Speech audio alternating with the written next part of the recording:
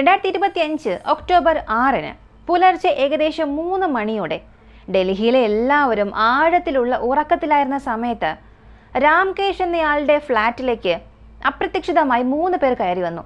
അവർ ആദ്യം അവനെ ഒരു കസേര കൊണ്ട് മർദ്ദിച്ചു. തുടർന്ന് ഒരു മൊബൈൽ ചാർജറിന്റെ വയർ ഉപയോഗിച്ച് അയാളുടെ കഴുത്ത് ഞെരിച്ചു കൊലപ്പെടുത്തി. അതുമാത്രമല്ല, ഈ ഒരു കൊലപാതകത്തെ ഒരു അപകടമെന്നോ ദുരന്തമെന്നോ കാണിക്കാൻ അവർ രാംകേഷിന്റെ ശരീരത്തിൽ നെയ്യ്, എണ്ണ, ആൽക്കഹോൾ എന്നിവ ഒഴിച്ചു. അവൻ്റെ അടുത്ത് കിടന്നിരുന്ന ഗ്യാസ് സിലിണ്ടറിന്റെ വാൽവ് തുറന്നു. ഫ്ലാറ്റിനുള്ളിൽ തന്നെ അത് വെച്ചു. അർദ്ധരാത്രിയിൽ സിലിണ്ടർ ഗ്യാസ് ചോർച്ച മൂലം തീപിടുത്തമുണ്ടായപ്പോൾ എല്ലാവരും അതൊരു അപകടമാണെന്ന് കരുതി. ഒരു ദുരന്തം. ആ ദുരന്തത്തിന് ഇരയായി രാംകേഷ് മാറി എന്ന് എല്ലാവരും വിശ്വസിച്ചു. പക്ഷെ ആ രാത്രി രാംകേഷിന്റെ ഫ്ലാറ്റിലേക്ക് കയറിയ 3 പേരിൽ ഒരാളെ അവന് നന്നായി തന്നെ അറിയാമായിരുന്നു. അയാളെ അവൻ ഒരുപാട് സ്നേഹിച്ചിരുന്നു. ഈ സംഭവത്തിന് പിന്നിൽ ഒരു ക്രിമിനൽ മാസ്റ്റർ മൈൻഡ് ഉണ്ടെന്ന് ആരും സംശയിച്ചിരുന്നില്ല. ഈ മാസ്റ്റർ മൈൻഡ് മറ്റാരും അല്ല, രാംകേഷിന്റെ 21 വയസ്സുള്ള ലിവ് ഇൻ ഗേൾഫ്രണ്ടായ അമൃത ചൗഹാൻ ആയിരുന്നു. പക്ഷെ അമൃത എന്തിനാണ് ഇത്തരം ഒരു കടുത്ത തീരുമാനം എടുത്തത്, അതും സ്വന്തം ബോയ്ഫ്രണ്ടിനെതിരെ? ഈ കേസിലേക്ക് പോകുന്നതിന് മുൻപ് ഒരു കാര്യം പറയാം. ഇത് ഏകദേശം ഒരു പെർഫെക്റ്റ് ക്രൈം പോലെയായിരുന്നു. പോലീസ് ക്രൈം സീനിൽ എത്തിയപ്പോഴേക്കും അവർക്കിതൊരു അപകടം തന്നെയാണെന്ന് തോന്നിയിരുന്നു. എന്നാൽ ഒരു ഡോർ ഹാൻഡിലിന്റെ സഹായത്തോടു കൂടി പോലീസ് മുഴുവൻ കേസും സോൾവ് ചെയ്തു. ആ മാസ്റ്റർ മൈൻഡ് പ്ലാൻ പൂർണ്ണമായും പുറത്തു വന്നു.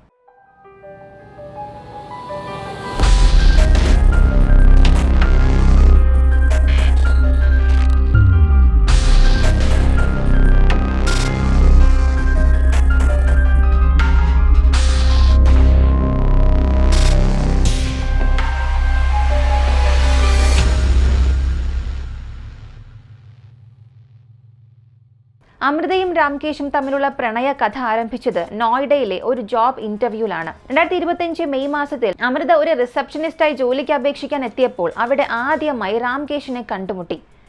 ആദ്യ കൂടിക്കാഴ്ചയിൽ തന്നെ ഇരുവർക്കും തമ്മിൽ നല്ലൊരു കെമിസ്ട്രി ഉണ്ടെന്ന് അവർക്ക് തോന്നി. അതിനുശേഷം അവർ ഫോൺ നമ്പറുകൾ കൈമാറി. ഇടയ്ക്കിടെ സംസാരിക്കാനും ഡേറ്റിന് പോകാനും തുടങ്ങി. വളരെ പെട്ടെന്ന് തന്നെ അമൃതയും രാകേഷും തങ്ങൾ പ്രണയത്തിലാണെന്ന് തിരിച്ചറിഞ്ഞു. ഓഗസ്റ്റോടെ അവർ ഒരു തീരുമാനത്തിലെത്തി. നോർത്ത് ഡൽഹിയിലെ ഗാന്ധി വിഹാറിലുള്ള രാംകേഷിന്റെ ഫ്ലാറ്റിൽ ലിവ് ഇൻ റിലേഷൻഷിപ്പായി ഒരുമിച്ച് താമസിക്കാം എന്ന്. ഇവിടെ നിങ്ങൾ ഒരു പാറ്റേൺ ശ്രദ്ധിച്ചോന്നറിയില്ല. ബന്ധങ്ങളെ ചുറ്റിപ്പറ്റിയുള്ള പല കുറ്റകൃത്യങ്ങളിലുമുള്ള ഒരു പൊതുവായ കാര്യം ഇതാണ്. ഈ ബന്ധങ്ങളൊക്കെ വളരെ വേഗത്തിൽ, ഫാസ്റ്റ് സ്പീഡിലാണ് ഇങ്ങനെ മുന്നോട്ട് പോകുന്നത്. അതുകൊണ്ട് തന്നെ പിന്നീട് ആ ബന്ധങ്ങളിൽ ടോക്സിസിറ്റി വർദ്ധിക്കുന്നു. ഒരാളെ മനസ്സിലാക്കാനും അറിയാനും വേണ്ട സമയമെടുക്കാൻ ഇത്തരം ദമ്പതികൾക്ക് സാധിക്കാതെ പോകുന്നു. ഒരു ആരോഗ്യകരമായ ബന്ധത്തിന് സമയം അത്യന്തം ആവശ്യമാണ്. രാംകേഷ് 32 വയസ്സ്. അവൻ UPSC പരീക്ഷയ്ക്ക് തയ്യാറെടുക്കുകയായിരുന്നു. അമൃത അവനേക്കാൾ 11 വയസ്സ് ചെറുപ്പം. അവൾക്ക് 21 വയസ്സ് മാത്രം. അവൾ BSc ഫോറൻസിക് സയൻസ് പഠിക്കുകയായിരുന്നു. ഇവിടെ അമൃതയുടെ ഈ അക്കാദമിക് പശ്ചാത്തലം ഈ കേസുമായി നേരിട്ട് ബന്ധപ്പെട്ട് കിടക്കുന്നുണ്ട്. അതുകൊണ്ട് തന്നെ ഇത് നിങ്ങൾ മനസ്സിലൊന്ന് സൂക്ഷിക്കുക. രാംകേഷ് UPSC പഠനത്തിൽ മുഴുകിയിരുന്നപ്പോൾ അമൃത സോഷ്യൽ മീഡിയയിൽ സജീവയായിരുന്നു. അവൾ വളരെ സന്തോഷത്തോടെ ബോളിവുഡ് ഗാനങ്ങൾക്ക് ലിപ്സിംഗ് ചെയ്യുന്ന റീൽസ് ഒക്കെ അപ്ലോഡ് ചെയ്യുകയായിരുന്നു. ലിവ് ഇൻ റിലേഷൻഷിപ്പിലായിരുന്ന സമയത്ത് അവർ തമ്മിലുള്ള നിരവധി സ്വകാര്യവും അടുപ്പവുമുള്ള നിമിഷങ്ങൾ വീഡിയോസായും ഫോട്ടോസായും പകർത്തിയിരുന്നു. പക്ഷേ ഈ ഫോട്ടോസ് വീഡിയോസ് ഒക്കെ തന്നെയാണ് ഒരിക്കൽ അവരുടെ ബന്ധത്തിലെ വലിയ സംഘർഷമായി മാറുമെന്നും അതിന്റെ ഫലമായി രാംകേഷിന് തന്റെ ജീവൻ തന്നെ നഷ്ടമാകേണ്ടി വരുമെന്നും അവർക്കൊരിക്കലും അറിയില്ലായിരുന്നു. ചില സോഴ്സസ് പറയുന്നത് ഈ വീഡിയോസ് രാംകേഷ് രഹസ്യമായി റെക്കോർഡ് ചെയ്തതാണ്, ഉദ്ദേശപൂർവ്വം തന്റെ ഹാർഡ് ഡിസ്കിൽ സൂക്ഷിച്ചു എന്നാണ്. മറ്റു ചിലർ പറയുന്നത് അമൃതയുടെ സമ്മതത്തോടെയാണ് അവൻ എല്ലാം റെക്കോർഡ് ചെയ്തത് എന്നും. സാഹചര്യം എന്തായാലും ഒരു കാര്യം വളരെ വ്യക്തമാണ്. അമൃതയുടെ അറിവില്ലാതെയാണ് അവളുടെ സ്വകാര്യ വീഡിയോസ്, ഫോട്ടോസ് ഒക്കെ രാംകേഷ് സൂക്ഷിച്ചിരുന്നെങ്കിൽ അതൊരു വലിയ തെറ്റായ കാര്യം തന്നെയാണ്. സെപ്റ്റംബർ മാസത്തിലെ ഒരു ദിവസം അമൃതയ്ക്ക് ഒരു സത്യം മനസ്സിലായി. അവളുടെ ബോയ്ഫ്രണ്ട് അവളുടെ എല്ലാ സ്വകാര്യ ഫോട്ടോസ്, വീഡിയോസും ഹാർഡ് ഡിസ്കിൽ സേവ് ചെയ്ത് വെച്ചിട്ടുണ്ടെന്ന്. ഇക്കാര്യത്തിൽ അമൃതയ്ക്ക് അത്യന്തം അസൗകര്യം തോന്നാൻ തുടങ്ങി. അവൾ രാംകേഷിനോട് എല്ലാ ഫോട്ടോസും വീഡിയോസും ഡിലീറ്റ് ചെയ്യാൻ ആവശ്യപ്പെട്ടു. പക്ഷേ രാംകേഷ് അത് നിരസിച്ചു. ഒരിക്കലല്ല, അമൃത പലവട്ടം ഈ വീഡിയോസ് ഡിലീറ്റ് ചെയ്യാൻ ആവശ്യപ്പെട്ടു. എന്നാൽ ഓരോ തവണയും രാംകേഷ് പറയുന്നത് ഒരേ ഒരു കാര്യമാണ്: ഞാൻ ഈ വീഡിയോസ് ഒന്നും ആർക്കും ഷെയർ ചെയ്യില്ല, ഇത് എൻ്റേത് മാത്രമാണ്, എനിക്ക് തന്നെ കാണാനാണ്, ഞാനിത് ഡിലീറ്റ് ചെയ്യില്ല എന്ന്. ഇതിനെ ചൊല്ലി അവർക്കിടയിൽ വലിയ വഴക്കുകൾ പതിവായി. ഒക്ടോബറിന്റെ തുടക്കത്തിൽ അമൃത വീണ്ടും ശക്തമായി വീഡിയോസ് ഡിലീറ്റ് ചെയ്യണം എന്നാവശ്യപ്പെട്ടപ്പോൾ രാംകേഷ് അത്യന്തം അസാധാരണമായ ഒരു പ്രവൃത്തി ചെയ്തു. അവൻ അവളുടെ ഈ സ്വകാര്യ വീഡിയോസ് അവൾക്ക് തന്നെ അയക്കാൻ തുടങ്ങി. അവളെ തൻ്റെ അടുത്ത് പിടിച്ചു നിർത്താനുള്ള ഒരു ശ്രമം പോലെ. ഒരു ഘട്ടത്തിൽ അമൃത രാംകേഷിൽ നിന്നും മനസ്സോടെ അകന്നു തുടങ്ങിയിരുന്നുവെന്നാണ് കരുതപ്പെടുന്നത്. അവൾക്കിനി അവനോടുള്ള സ്നേഹം പഴയ പോലെ ഇല്ലായിരുന്നു, അല്ലെങ്കിൽ അങ്ങനെ രാംകേഷിന് തോന്നിയിരുന്നു. അതിനാൽ ഒരു വിധത്തിൽ ഇത് ബ്ലാക്ക്മെയിൽ ആയിരുന്നു. നീ എൻ്റെ കൂടെ ഇല്ലെങ്കിൽ നിനക്കയച്ചതുപോലെ ഇത് ഞാൻ മറ്റുള്ളവർക്ക് അയക്കുമെന്ന ഒരു ഭീഷണി, പറയാതെ പറയുന്ന ഒരു ഭീഷണി. അവളുടെ സ്വകാര്യ നിമിഷങ്ങൾ അവളെ തന്നെ നിയന്ത്രിക്കാൻ ആയുധമാക്കുകയായിരുന്നു രാംകേഷ് ചെയ്തത്. പോലീസ് സ്റ്റേറ്റ്മെന്റിലും ഇതേ കാര്യം തന്നെ രേഖപ്പെടുത്തിയിട്ടുണ്ട്. അമൃത അവനോട് മുൻപത്തെ പോലെ ശ്രദ്ധ കാണിക്കുന്നില്ല എന്നും കൂടെ കഴിയുന്നില്ല എന്നും തോന്നിയതിനാൽ ഈ വീഡിയോസ് ഉപയോഗിച്ച് അവളെ ബന്ധത്തിൽ തുടരാൻ ബലപ്പെടുത്തിയെന്നാണ്. ഇതെല്ലാം ചെയ്യുന്നത് UPSC പരീക്ഷയ്ക്ക് തയ്യാറെടുക്കുന്ന ഒരാളാണെന്നുള്ളതാണ് കൂടുതൽ ഞെട്ടിപ്പിക്കുന്നത്. ഈ വീഡിയോകൾ എടുത്തത് അമൃതയുടെ സമ്മതത്തോടെ ആയിരുന്നോ അല്ലയോ എന്നത് പിന്നീടുള്ള കാര്യമാണ്. പക്ഷേ പ്രധാനപ്പെട്ടത് ഇതാണ്: ഒരു സ്ത്രീ തൻ്റെ സ്വകാര്യ ഫോട്ടോസ് വീഡിയോസ് ഒക്കെ ഡിലീറ്റ് ചെയ്യണം എന്നാവശ്യപ്പെടുമ്പോൾ ഒരു പുരുഷനായി, ഒരു ബോയ് ഫ്രണ്ടായി, ഒരു മനുഷ്യനായി അത് ഉടൻ തന്നെ മാനിക്കേണ്ടതാണ്. ഇന്നത്തെ കാലത്ത് ആരെയും പൂർണ്ണമായി വിശ്വസിക്കുക അത്ര ബുദ്ധിമുട്ടുള്ള കാര്യമാണ്, നമുക്ക് എല്ലാവർക്കും അറിയാവുന്ന കാര്യമാണ്, പ്രത്യേകിച്ചും സ്ത്രീകൾക്ക്. പല കേസുകളിലും നിലവിലെ പങ്കാളി ആയിക്കോട്ടെ, അല്ലെങ്കിൽ മുൻ കാമുകനായിക്കോട്ടെ, സ്റ്റോക്കേഴ്സ്, ഇവരൊക്കെ സ്ത്രീകളുടെ സ്വകാര്യ വീഡിയോസ് അവരുടെ അറിവില്ലാതെയോ അറിവോടെയോ റെക്കോർഡ് ചെയ്ത് അത് അവർക്കെതിരെ ഉപയോഗിക്കുക, മറ്റുള്ളവർക്ക് ഷെയർ ചെയ്യുക, ഇതൊക്കെ നമ്മൾ കണ്ടിട്ടുണ്ട്. ഇത്തരത്തിലെ സംഭവങ്ങളിൽ പലപ്പോഴും സ്ത്രീകൾ മാത്രമാണ് അപമാനിക്കപ്പെടുന്നത്. ചിലപ്പോൾ അതിൻ്റെ ആ സമ്മർദ്ദത്തിൽ അവർ ജീവിതത്തിൽ തെറ്റായ തീരുമാനങ്ങളും എടുക്കാറുണ്ട്. അമൃതയും ഇവിടെ ഒരു തെറ്റായ തീരുമാനമാണ് എടുത്തത്. പക്ഷേ സ്വന്തം ജീവിതം അവസാനിപ്പിക്കാനല്ല, സ്വന്തം ബോയ് ഫ്രണ്ടിൻ്റെ ജീവിതം അവസാനിപ്പിക്കാൻ. രാംകേഷ് ഒരിക്കലും തൻ്റെ വാക്ക് കേൾക്കാതെ വന്നപ്പോൾ അമൃത ഉത്തർപ്രദേശിലെ തൻ്റെ സ്വദേശമായ മുറാദാബാദിലേക്ക് പോയി. അവിടെ അവൾ തൻ്റെ പ്രശ്നങ്ങൾ തൻ്റെ മുൻ ബോയ് ഫ്രണ്ടായ 27 വയസ്സുള്ള സുമിത് കശ്യപിനോട് പങ്കുവച്ചു. മുഴുവൻ കഥയും കേട്ടപ്പോൾ സുമിതിന് കടുത്ത ദേഷ്യം വന്നു. ഇനിയും ഇങ്ങനെ കൈകെട്ടി നോക്കിയിരിക്കാനാകില്ല. രാംകേഷിനോട് പ്രതികാരം വീട്ടണം എന്നവൻ പറഞ്ഞു. പോലീസിനെ സമീപിക്കുക എന്നത് ശരിയായ വഴിയായിരുന്നുവെങ്കിലും അതവർ ഒരിക്കലും പരിഗണിച്ചില്ല. ഇവിടെ സുമിത്തിനെ കുറിച്ച് ഒരു കാര്യം കൂടെ പറയാം. രാംകേഷ് അമൃതയെ നിർബന്ധിച്ച് ഈ ബന്ധത്തിൽ പിടിച്ചു നിർത്താൻ ശ്രമിച്ചതിന് പിന്നിലെ ഒരു കാരണം അവൾ വീണ്ടും തന്റെ മുൻ ബോയ് ഫ്രണ്ടായ സുമിത്തുമായി സംസാരിക്കാൻ തുടങ്ങിയതായിരുന്നു. ഇത് രാംകേഷിന് ഒട്ടും ഇഷ്ടപ്പെട്ടില്ല. അവൻ ദേഷ്യവും ഭയവും ഒക്കെ വന്നു. അതിന്റെ ഫലമായി അവൻ കൂടുതൽ മോശമായ പ്രവർത്തികളിലേക്ക് വഴുതിപ്പോയി. അവസാനം രാംകേഷിൽ നിന്നും ഒഴിവാകാൻ അമൃതയും സുമിത്തും ചേർന്നൊരു പദ്ധതി തയ്യാറാക്കി. സുമിത് മുറാദാബാദിൽ ഒരു ഗ്യാസ് സിലിണ്ടർ ഡിസ്ട്രിബ്യൂട്ടറായി ജോലി ചെയ്യുകയായിരുന്നു. കൂടാതെ ഒരു പ്രാദേശിക ഗ്യാസ് ഏജൻസിയും കൈകാര്യം ചെയ്തിരുന്നു. ഗ്യാസ് സിലിണ്ടറുകളെ കുറിച്ചുള്ള അവന്റെ അറിവ് ഈ കുറ്റകൃത്യത്തിലും അത് അപകടകരമെന്ന് തോന്നിക്കുന്ന കവറപ്പിലും വളരെ നിർണായകമായി പങ്കുവഹിക്കുന്നുണ്ട്.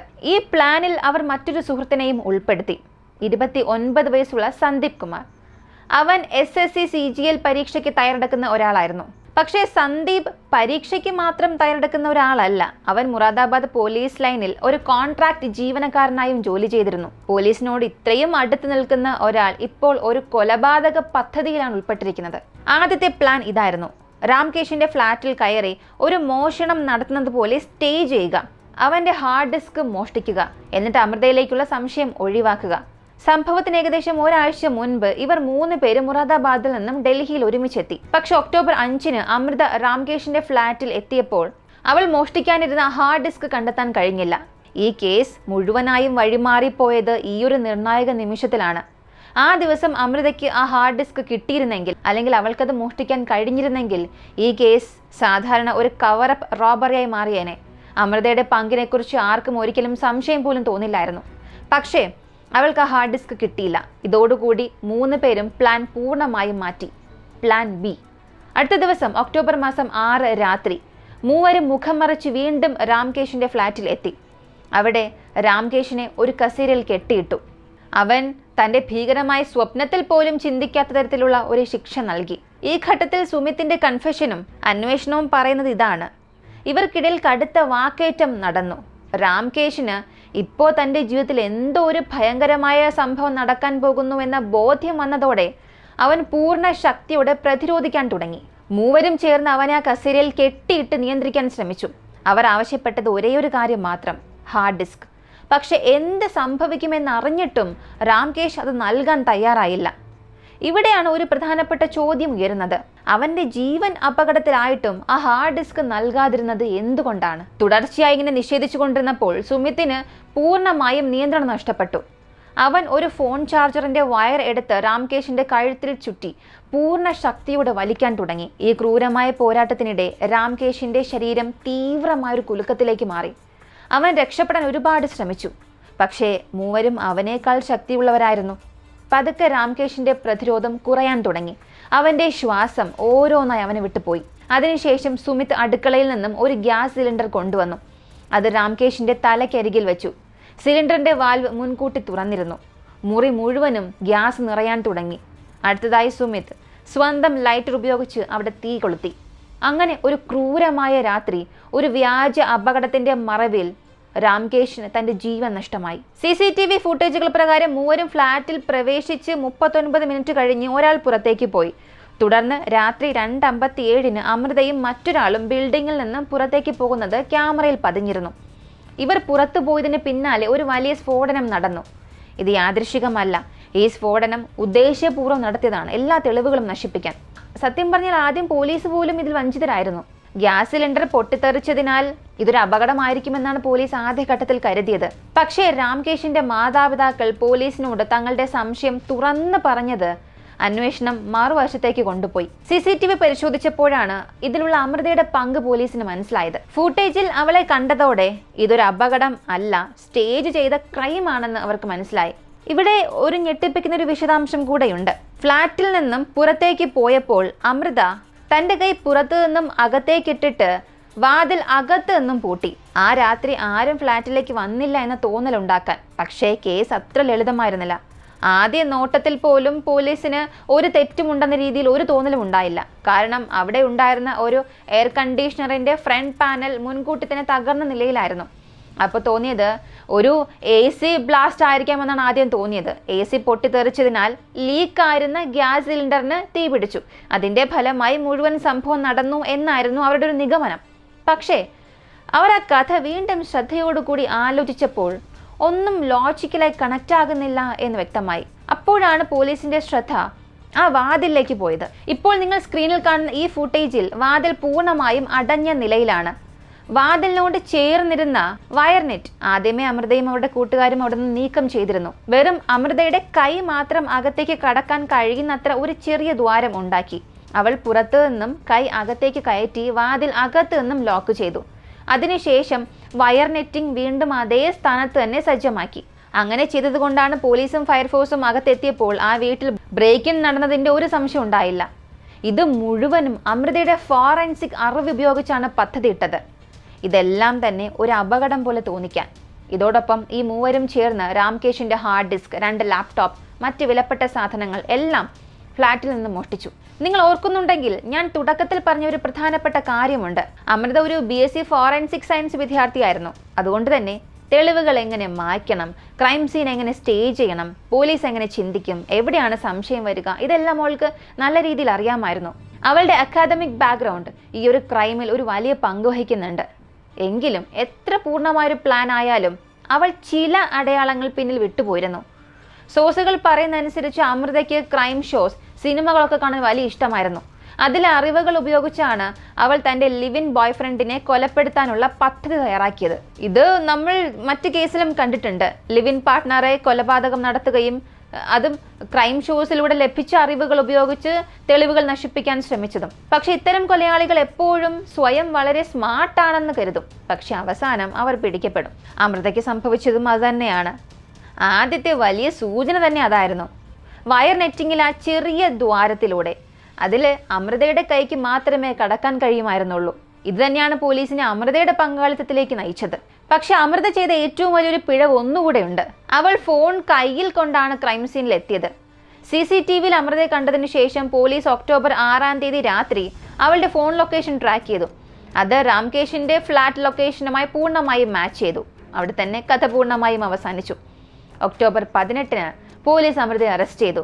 അവൾ തന്നെയാണ് ഈ കൊലപാതകം നടത്തിയതെന്ന് കൺഫേസ് ചെയ്തു. അടുത്ത 5 ദിവസത്തിൽ ഒക്ടോബർ 23 അവളുടെ എക്സ് ബോയ്ഫ്രണ്ട് സുമിത്, അവന്റെ സുഹൃത്ത് സന്ദീപ്, രണ്ടുപേരെയും അറസ്റ്റ് ചെയ്തു. ഈ ഒരു ഘട്ടത്തിൽ പൊതുജനം മുഴുവനും അമൃതയെ വെറുക്കുകയായിരുന്നു. പക്ഷേ ഈ ഒരു കേസിലെ ഏറ്റവും വലിയ ട്വിസ്റ്റ് ഇനിയാണ് സംഭവിക്കുന്നത്. പോലീസ് രാംകേഷിന്റെ ഹാർഡ് ഡിസ്ക് ഫോറൻസിക്കിലേക്ക് അയച്ച് പരിശോധിച്ചപ്പോൾ അതിൽ അമൃതയുടേത് മാത്രമല്ല മറ്റ് 15 സ്ത്രീകളുടെ അശ്ലീല ഫോട്ടോസ് വീഡിയോസ് എല്ലാം ഉണ്ടായിരുന്നു. സത്യത്തിൽ ഇതൊരു പാറ്റേൺ ആയിരുന്നു. രാംകേഷ് പല സ്ത്രീകളുടെയും ഇന്റിമേറ്റ് മൊമെന്റ്സ് ഒക്കെ കൺസെന്റ് ഉണ്ടോ ഇല്ലയോ എന്നതിനെ കുറിച്ച് പോലും പരിഗണിക്കാതെ റെക്കോർഡ് ചെയ്തിരുന്നു. ഇത് അമൃതയുമായി ബന്ധപ്പെട്ട ഒരു പ്രശ്നം മാത്രം അല്ല. രാംകേഷ് ഒരു സീരിയൽ വയലേറ്റർ ആയിരുന്നു. പോലീസ് പറയുന്ന അനുസരിച്ച് ഈ 15 സ്ത്രീകളെ അവർക്ക് തിരിച്ചറിയാൻ കഴിയുന്നില്ല. കാരണം ആരും പരാതിപ്പെട്ടിട്ടില്ല. അതിന് പിന്നിൽ കാരണങ്ങൾ നമുക്ക് മനസ്സിലാക്കാൻ കഴിയും. ചിലർക്ക് ഒരു പക്ഷെ അറിവില്ലായിരിക്കാം, മറ്റു ചിലർ അറിയാമായിരുന്നാലും പേര് നശിക്കുമെന്നൊരു ഭയമായിരിക്കാം. പക്ഷെ ഇവിടെ തെളിവുകൾ വ്യക്തമാണ്. ആ ഹാർഡ് ഡിസ്കിൽ അനധികൃതമായി ശേഖരിച്ച പ്രൈവറ്റ് മൊമെന്റ്സിന്റെ ഒരു കളക്ഷൻ തന്നെ ഉണ്ടായിരുന്നു. തുടർന്ന് 2024 ജൂലൈ മാസം അമൃതയുടെ കുടുംബം അവളെ പൂർണ്ണമായും ബന്ധവിച്ഛേദിച്ചു. ഇത് വെറും ഇങ്ങനെ സംസാരം ഒഴിവാക്കിയതല്ല. 2024 ജൂലൈ മാസം 8 അവർ പത്രത്തിലൊരു പരസ്യം നൽകി. അവളുമായുള്ള എല്ലാ ബന്ധവും തങ്ങൾ വെട്ടിപ്പിരിഞ്ഞതായി ആ കുടുംബം പ്രഖ്യാപിച്ചു. ഇവിടെ ഒരു കാര്യം വ്യക്തമാണ്, രാംകേഷ് തെറ്റുകാരനായിരുന്നു, അതിൽ യാതൊരു സംശയവും. പക്ഷെ അതിനർത്ഥം അമൃതയ്ക്ക് നിയമം സ്വന്തം കയ്യിൽ എടുക്കാനുള്ള അധികാരം ഉണ്ടോ എന്നാണോ? പലരും പറയുന്നത് എന്തൊക്കെ സംഭവിച്ചാലും ഒരു മനുഷ്യന്റെ ജീവൻ എടുക്കാൻ ആർക്കും അവകാശമില്ല എന്ന്. പക്ഷേ അവളുടെ മനസ്സിൽ ആ സമയം എത്രത്തോളം ദേഷ്യവും വേദനയും ഒക്കെ ഉണ്ടായിരുന്നിരിക്കുമെന്ന് നമുക്കറിയില്ലല്ലോ. ചുരുക്കത്തിൽ പറഞ്ഞാൽ പെരുമാറ്റം, സ്വഭാവം, നിയന്ത്രണം, പരസ്പര ബഹുമാനം, സ്വകാര്യതയുടെ സംരക്ഷണം, നിയമത്തിന്റെ പ്രാധാന്യം എന്നിവയൊക്കെ പാലിക്കുമ്പോഴാണ് നമുക്ക് ജീവിതത്തിൽ വലിയ വലിയ അപകടങ്ങളൊക്കെ ഒഴിവാക്കാൻ സാധിക്കുന്നത്. ഈ ഒരു കേസിനെ കുറിച്ചുള്ള നിങ്ങളുടെ അഭിപ്രായം എന്താണെന്നുള്ളത് കമന്റിൽ പറയുക. ഇങ്ങനെയുള്ള വളരെ വ്യത്യസ്തമായ കേസുകളെക്കുറിച്ച് താല്പര്യമുള്ളവരാണ് നിങ്ങളെങ്കിൽ ഇപ്പോൾ തന്നെ നമ്മുടെ ചാനൽ നിങ്ങൾക്ക് സബ്സ്ക്രൈബ് ചെയ്യാം. ഇതുവരെയും ഒരു ലൈക്ക് പോലും ചെയ്യാതെ കാണുന്നവരാണെങ്കിൽ ദയവ് ചെയ്ത് ഒരു ലൈക്ക് ചെയ്ത് സപ്പോർട്ട് ചെയ്യാം. നിങ്ങൾ നൽകുന്ന ലൈക്കും കമൻസും ഒക്കെ ആയിരിക്കും മറ്റൊരുപാട് പേരിലേക്ക് വീഡിയോസും ഈ ചാനലിനെയും കൊണ്ടെത്തിക്കുന്നത്. അതെനിക്ക് വലിയൊരു സഹായമായിരിക്കും. മറ്റൊരു വീഡിയോയുമായി വീണ്ടും കാണാം.